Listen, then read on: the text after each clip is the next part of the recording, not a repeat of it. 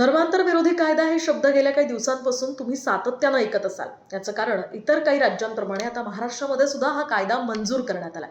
या कायद्यासंदर्भात अनेक मतमतांतरं सुद्धा समोर आली आहेत.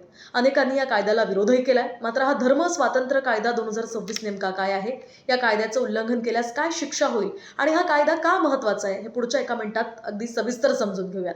सगळ्यात महत्वाचं म्हणजे यामध्ये बळजबरीनं फसवणूक करून किंवा मग प्रलोभनं देऊन धर्मांतर करून घेतल्यास 10 वर्षांपर्यंत तुरुंगवास आणि मोठ्या दंडाची शिक्षा होऊ शकतेच. अलीकडच्या काळामध्ये गरीब लोकांना प्रलोभन देऊन पैसे देऊन धर्मांतर करण्याच्या घटना वाढल्या होत्या. त्यामुळे अनेक दिवसांपासून या कायद्याची मागणी जोर धरू लागली होती.